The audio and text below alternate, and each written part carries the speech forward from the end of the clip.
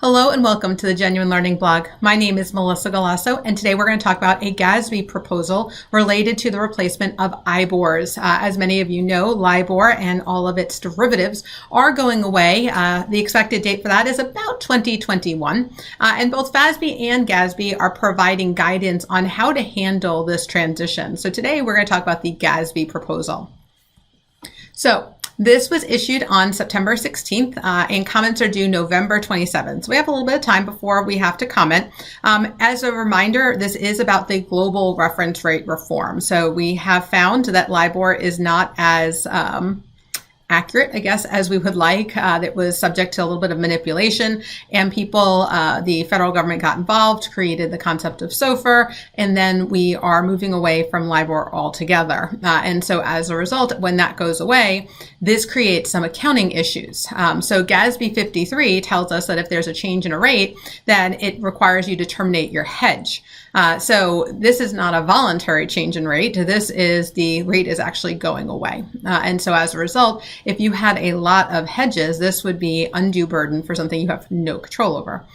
Same thing with GASB 87 for the lease standard. If you have a change in a rate, you have to do a revaluation of the liability. Again, we are just getting into the leases standard. As we're going through this and doing the implementation, we don't want to have to revalue everything when LIBOR does go away if they have any leases that are pegged to LIBOR.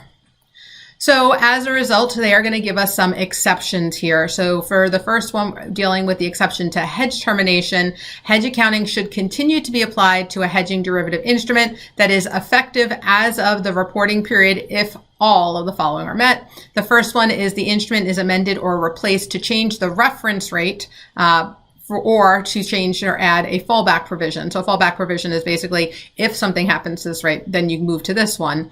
Some have it, some don't.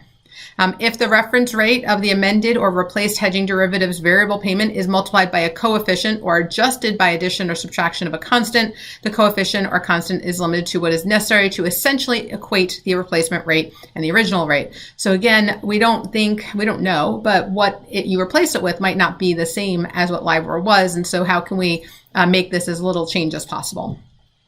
If the replacement of the reference rate is effectuated by ending the original effective instrument and entering into a replacement hedging derivative, those transactions occur on the same date. So if the bank, for example, decides to terminate the hedge and then create a new one, and the terms that affect changes in fair value and cash flows in the original and replacement hedging derivative are identical, except for the term changes that may be necessary. And so what term changes are permitted? Term changes that may be necessary, the frequency with the rate of the variable payment resets, the dates on which the resets occur, the methodology for resetting the rate, and the date on which the periodic payments are made. These are all deemed to be acceptable term changes. So as a result, basically, if you replace one rate with another rate, it's not a termination event. You can continue to deal with it as an existing hedge. So that's one of the nice pluses there. In addition, it does remove LIBOR as an appropriate benchmark rate because it's going away. And even if it doesn't go away entirely, because of the susceptibility of it, they are making it clear that we should not be using LIBOR instruments going forward. As a result, they did update the definition of a reference rate. In the old one, you can see here that it really talks about the types, LIBOR, SIFMA, etc. Under the new one, it really just describes what is a reference rate. So it gives a little bit more detail here. For leases, they also tell us that if the only amendment we're making to the contract is to replace LIBOR, or any IBOR really, with another rate, again, similar adjustments to get it to replace the original rate as best as possible, then it's not a lease modification and we do not have to do all of the revaluation here. So the proposed effective date is for the removal of LIBOR as an appropriate benchmark interest rate is the periods beginning after December 15, 2020, which would be calendar 21. And then all other requirements related to the termination impact for hedges and the leases would be for reporting periods beginning after June 15, 2020, which would be fiscal 21 and calendar 21. Early application is permitted. No surprise, this is a GASB proposal.